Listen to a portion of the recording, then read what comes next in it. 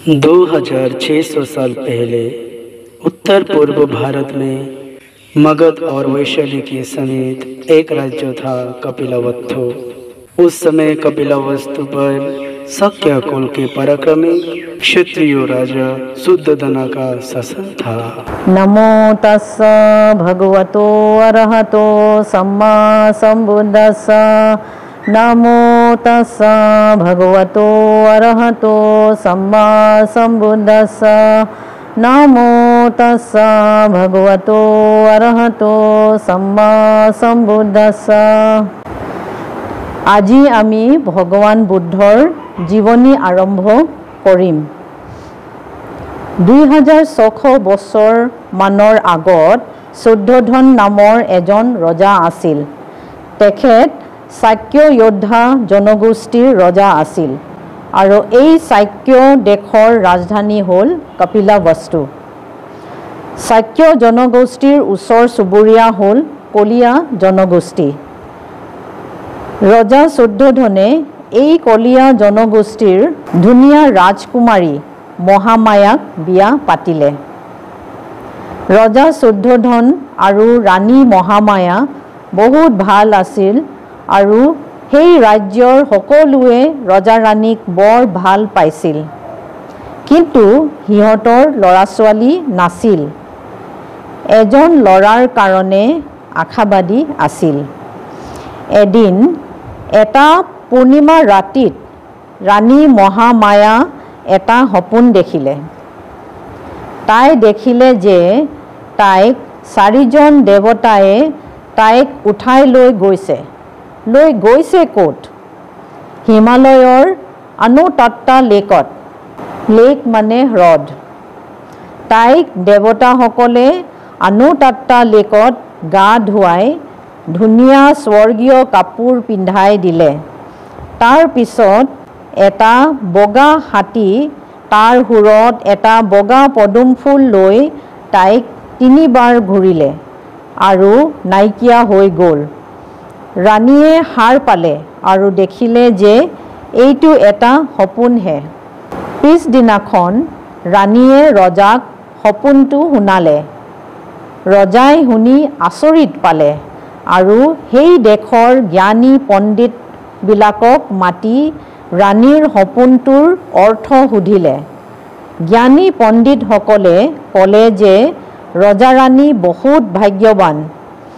দেৱতাসকলে ৰাণী মহামায়াক একেবাৰে শুদ্ধ মহান ব্যক্তি এজনৰ মা হ'বলৈ বাছি লৈছে। এইটো শুনি ৰজা ৰাণী বহুত সুখী হ'ল। সিহঁতে ৰাজ্যৰ সকলো বৈশিষ্ট্য মানুহক নিমন্ত্ৰণ দিলে আৰু এই সুখৰ খবৰটো শুনালে। দুখীয়া মানুহবিলাকক খাদ্য আৰু কাপোৰ বিতৰণ কৰিলে। ৰাণী মহামায়াৰ 10 মাহৰ পাছত তাই নিজৰ মা দেউতাকৰ ঘৰলৈ বাচ্চাটো জন্ম দিবলৈ যাওঁ বুলি ইচ্ছা কৰিলে।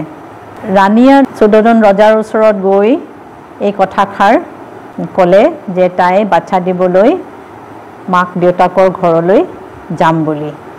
ৰজাই অনুমতি দিলে আৰু তাইৰ যোৱাৰ কাৰণে সকলোবোৰ ব্যৱস্থা কৰি দিলে। সৈনিকবিলাকক লগত যাবলৈ আৰু মহিলা এটেণ্ডেণ্টবিলাকক লগত যাবলৈ আদেশ দিলে আৰু ৰাণীক ধুনীয়া পালকি এটাত বহাই সৈনিকবিলাকে কঢ়িয়াই লৈ গ'ল। কপিলবস্তুৰ পৰা কলিয়া ৰাজ্য যাওঁতে তাৰ মাজত এটা বহুত ধুনীয়া বাগিচা দেখিলে। এই বাগিচাটো লুম্বিনী পাৰ্ক। বৰ্তমান এই পাৰ্কটো নেপালত। এই পাৰ্কটোত বহুত ধুনীয়া ধুনীয়া সুগন্ধিত ফুলগছ, চৰাই, পখিলা, মধুমাখি আৰু সেই লুম্বিনী পাৰ্কত দেখিলে যে ইমান সব ধৰণৰ ফুল ফুলি আছিলে। তো কিছুমান গছ সেইটো সময়ত যোনবোৰ ফুল নুফুলে সেই গছবোৰো ফুলি আছিলে। এটা চালা ট্ৰিৰ ওচৰত গৈ তাত অকণমান আৰাম কৰিলে। তো আৰাম কৰি থাকোঁতে তাইৰ পেটৰ বিষ আৰম্ভ হয়।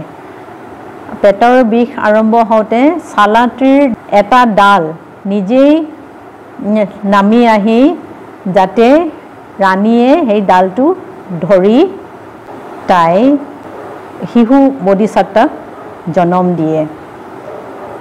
এই দিনটো বৈশাখ পূৰ্ণিমা আছিল আৰু কোৱা যায় যে শিশুটি জন্ম হোৱাৰ লগে লগে শিশুটিয়ে 7টা খোজ লয় আৰু প্ৰত্যেক খোজতে এটা পদুম ফুল মাটিৰ পৰা এটা পদুম ফুল ওলায় আৰু এই 7টা খোজ লওঁতে শিশুটিয়ে কয় আগ্গো হামাস্মি লোকাসা জেঠো হামাস্মি লোকাসা সেঠো হামাস্মি লোকাসা আয়া মন্তিমা জাতি নথি দানি পুনঃ ভগৱতী। অৰ্থটো হ'ল আগ্গো হামাস্মি লোকাসা মানে এই সংসাৰত মই প্ৰধান, জেঠো হামাস্মি লোকাসা মোৰ সমান কোনো নাই, আৰু সেঠো হামাস্মি লোকাসা মানে মই এই সংসাৰত মই শ্ৰেষ্ঠ, আয়া মন্তিমা জাতি এইটো মোৰ লাষ্ট জনম, নথি দানি পুনঃ ভগৱতী আৰু মোৰ পুনৰ জন্ম নহয়। ৰাণী মহামায়া লুম্বিনী পাৰ্কত শিশু বোধিসত্ত্বাক জন্ম দিয়াৰ পাছত কপিলাবস্তুলৈ ঘূৰি আহে। ৰজা শুদ্ধোধনৰ প্ৰধান গুৰু আছিল কালাদেৱলা। কালাদেৱলাক সাধাৰণতে চবেই আচিতা মুনি বুলি জানে। আচিতা মুনি জংঘলত থাকি ধ্যান ভাৱনা কৰে আৰু এই ধ্যানত গম পায় যে ৰজা শুদ্ধোধনৰ এজন পুত্ৰ হয় আৰু সেইটো শুনি আচিতা মুনিয়ে কপিলাবস্তুলৈ আহে। ৰজা শুদ্ধোধনে আচিতা মুনিক দেখি বহুত সুখী হয়, তেখেতক ৱেলকাম কৰিলে আৰু বহিবলৈ আসন দিলে। তাৰপিছত ৰজাই ৰাজকুমাৰ শিশুটিক উঠাই আনি আচিতা মুনিক দেখুৱাবলৈ লৈ আনিলে আৰু আচিতা মুনিৰ ওচৰত আহি শিশুটিক দেখাবলৈ যাওঁতে শিশুটিয়ে নিজৰ ভৰিটো আচিতা মুনিৰ মূৰৰ ফালে মেলি দিলে। আচিতা মুনিয়ে সেই শিশুৰ ভৰিটো চাই কিছুমান চিন দেখিলে আৰু এই চিনটো দেখি আচিতা মুনিয়ে গম পালে যে এই শিশুটি ভৱিষ্যত বহুত ডাঙৰ গুৰু হ'ব। এইটো ভাবি তেখেতে হাতযোৰ কৰি শিশুটিক প্ৰণাম কৰিলে আৰু কান্দিব ধৰিলে। কান্দাৰ ঠিক অলপ পিছতে আচিতা মুনিয়ে হাঁহিব ধৰিলে। ৰজাই মুনিজনক দেখি সুধিলে যে তেখেত কিয় প্ৰথমতে কান্দিছে আৰু তাৰপিছত হাঁহিছে। আচিতা মুনিয়ে ক'লে যে তেখেতে কান্দিলে কাৰণ শিশুটি যেতিয়া ডাঙৰ হৈ বিশ্বগুৰু হ'ব তেতিয়া তেওঁ এই সংসাৰত নাথাকিব, আৰু হাঁহিলে কাৰণ কমচে কম তেখেত সেই সময়ৰ কাৰণে এই ব্যক্তিজনক লগ পালে। ৰজাই এইটো কথা শুনি ৰজায়েও হাতযোৰ কৰি শিশুটিক প্ৰণাম কৰিলে, প্ৰথমবাৰৰ কাৰণে প্ৰণাম কৰিলে। শিশুটি যেতিয়া 5 দিন হ'ল ৰজাই 5জন জ্ঞানী পণ্ডিতক মাতিলে নামকৰণৰ কাৰণে আৰু ভৱিষ্যবাণী কৰিবলৈ মাতিলে। এই পণ্ডিত 5জন পণ্ডিতৰ মাজত সবতছে সৰু পণ্ডিতজন হ'ল জ্ঞানী পণ্ডিতজন হ'ল কণ্ডান্য। 4জন পণ্ডিতে শিশুটিক ভালকৈ চাই আৰু 2 আঙুলি উঠাই ক'লে যে শিশুটি ডাঙৰ হৈ যদি ৰজা হয় তেতিয়াহ'লে সি চক্ৰৱৰ্তী ৰজা হ'ব, আৰু যদি ঘৰ ত্যাগ কৰে তেতিয়া এই সন্যাসী হৈ বিশ্বৰ সবতকৈ জ্ঞানী ব্যক্তি বুদ্ধ হ'বগৈ। কণ্ডান্যাই চাই অকল এটা আঙুলি উঠাই ক'লে যে শিশুটি ডাঙৰ হৈ বুদ্ধই হ'ব। তাৰপিছত পণ্ডিতসকলে শিশুটিক সিদ্ধাৰ্থ বুলি নাম ৰাখিলে। সিদ্ধাৰ্থ মানে ইচ্ছা পূৰণ হোৱা। সিদ্ধাৰ্থৰ 7 দিনাখনৰ দিনা ৰাণী মহামায়াৰ মৃত্যু হয়। শুদ্ধোধন ৰজাৰ আৰু এজন ৰাণী আছিল, তাইৰ নাম প্ৰজাপতি গৌতমী আছিল। প্ৰজাপতি গৌতমী ৰাণী মহামায়াৰ ভনীয়েক আছিল। প্ৰজাপতি গৌতমীয়ে সেই একেই দিনা এজন ল'ৰা জন্ম হৈছিল। ল'ৰাটোক প্ৰজাপতি গৌতমীয়ে এজন নাৰ্ছৰ হাতত দি দিয়ে আৰু নিজেই ৰাজকুমাৰ সিদ্ধাৰ্থক দেখভাল কৰে, নিজৰ ল'ৰাৰ নিচিনাকৈ চোৱা চিতা কৰে। চাওঁতে চাওঁতে সিদ্ধাৰ্থ ডাঙৰ হয় আৰু কেইবছৰমানৰ পিছত ৰজা শুদ্ধোধনে সিদ্ধাৰ্থক স্কুললৈ পঠিয়ায়। স্কুলত আৰু ভাল ঘৰৰ ল'ৰাবোৰ আহে। স্কুলত লিখা পঢ়া, সাহিত্য,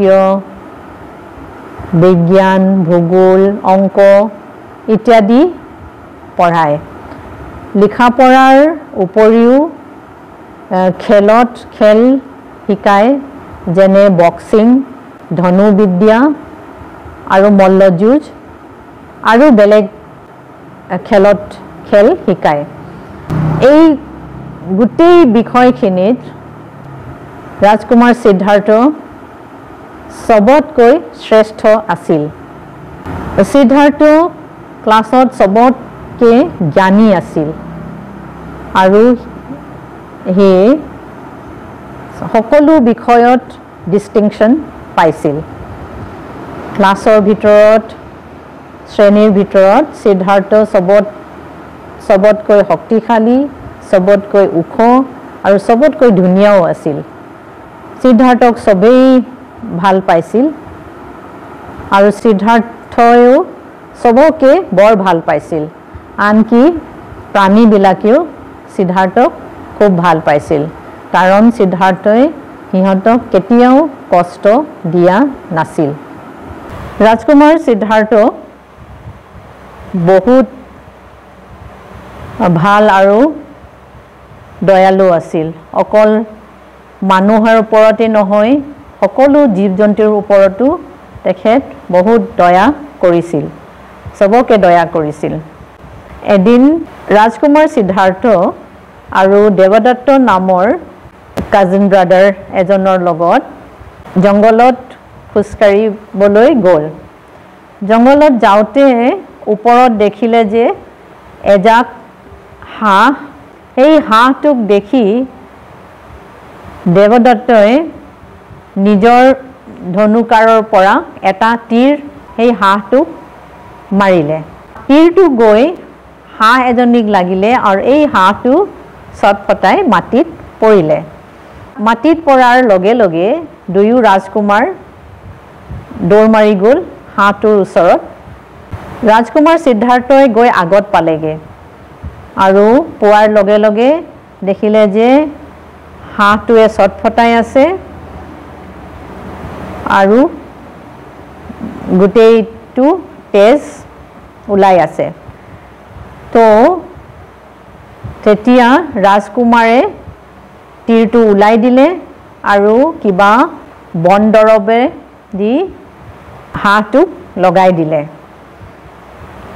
ঠিক তেনেকাতে দেৱদত্ত গৈ পায়হি আৰু সিদ্ধাৰ্থক ক'লে, এইটো মোৰ হাঁহ হয়, মোক দিয়া। ৰাজকুমাৰ সিদ্ধাৰ্থই ক'লে, এই হাঁহটো এতিয়াও মৰা নাই, মৰিলে তোমাৰ হ'লহেঁতেন, কিন্তু এতিয়াওলৈকে হাঁহটো জিন্দা আছে আৰু সেইকাৰণে এই হাঁহটো মোৰ হয়। দুয়োৰ মাজত তৰ্কাতৰ্কি হ'ল আৰু অৱশেষত সিহঁতে ক'লে যে আমি গৈ ৰজাক সোধপোছ কৰিম যে এই হাঁহটো কাৰ। তো সিহঁতে গৈ ৰজাক সুধিলে। ৰজাই সিহঁতৰ কাহিনী শুনি ক'লে যে হাঁহটোক যোনে বচাইছে সেই হাঁহটো তেওঁৰে হ'ব।